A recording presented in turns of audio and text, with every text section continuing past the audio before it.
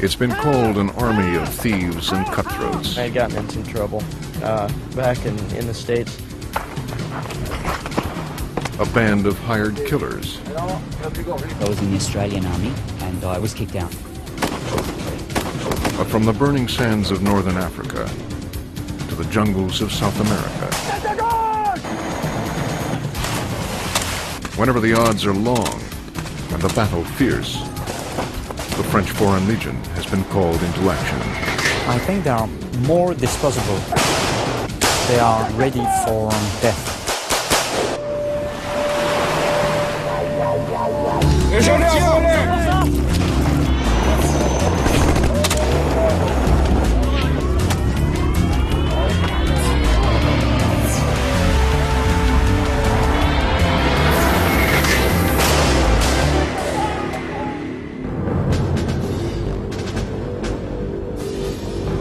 The Persian Gulf, 1991. An Allied coalition unleashes Operation Desert Storm.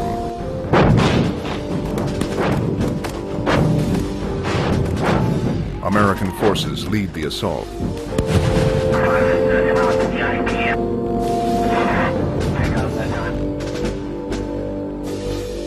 100 hours later, the Iraqis are defeated, and Kuwait is liberated.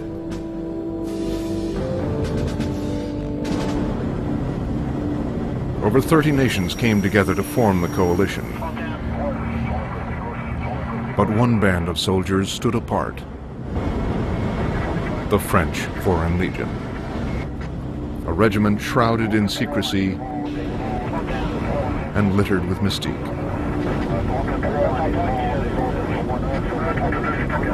They shouldered a heavy burden: guard the coalition's left flank from counterattack.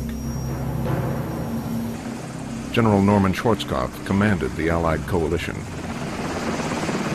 The Legion did a great job.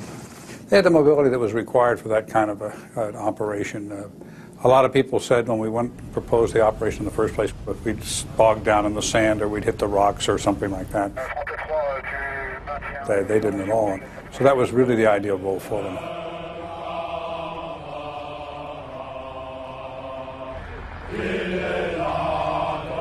Few know the Legion still exists.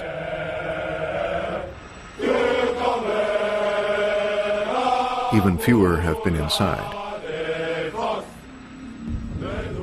Since its inception nearly 2 centuries ago, the Legion goes where a legionnaire is most needed. They're part of the regular French army. But no one holding a French passport is allowed to join. Only foreigners can enlist. And once you're in, you may not make it out.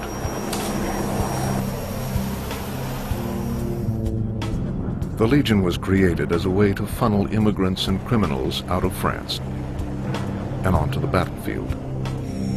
An idea as old as war itself. Mercenaries who'll fight for profit, whatever the cost. In a quiet town in the northeastern United States, Thomas Kadish goes about his daily routine.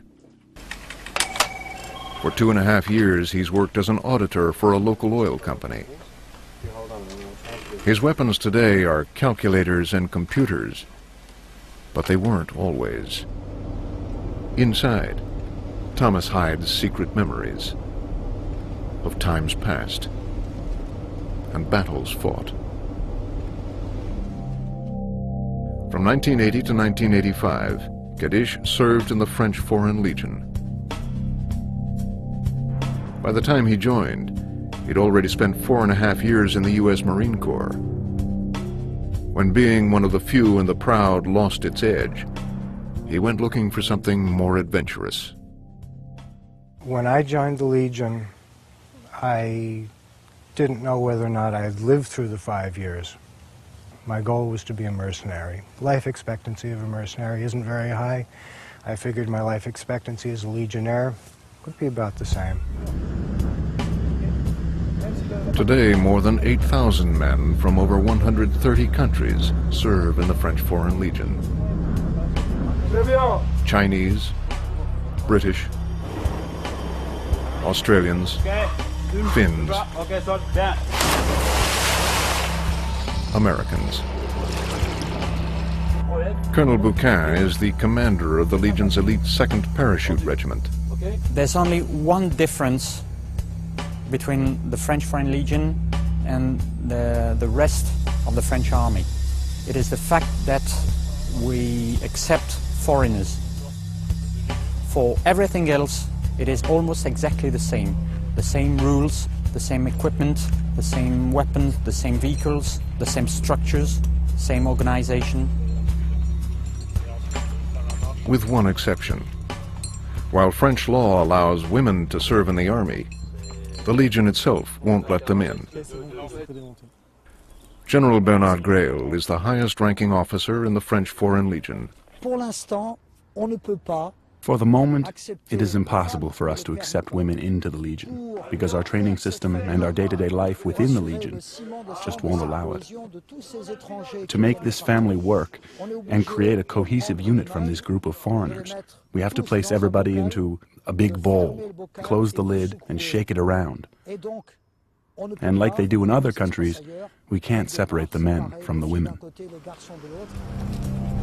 Each man is here by his own choice. Formation par groupe successif en avant. Some are on the run. Others seek a challenge. Most crave adventure and hear the calling of the warrior. If you're going to join an army, you don't want to spend all your time in garrison. You don't want to waste your time training and training and training and never getting a chance to use it. If you join the Legion, more likely than not, you're going to go to combat.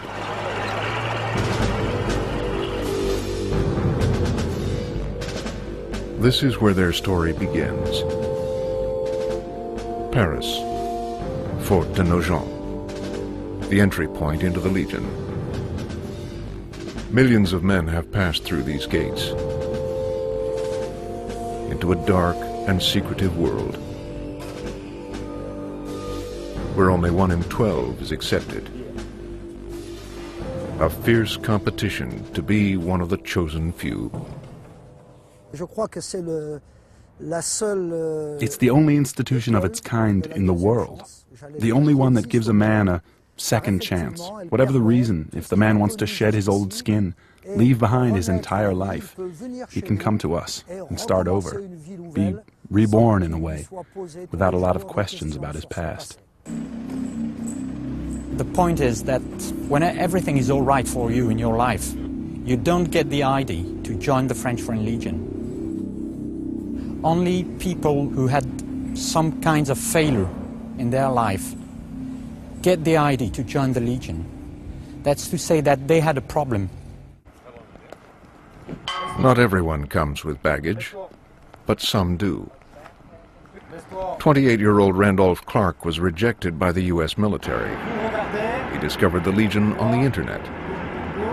2 months later, he arrived in Paris. When I was around 18, 19, I had gotten in some trouble back in the States. And kind of sailed around a bit, went to college. I decided that I needed to make something happen. The Legion offers every recruit a fresh start and a new identity if he chooses. What languages?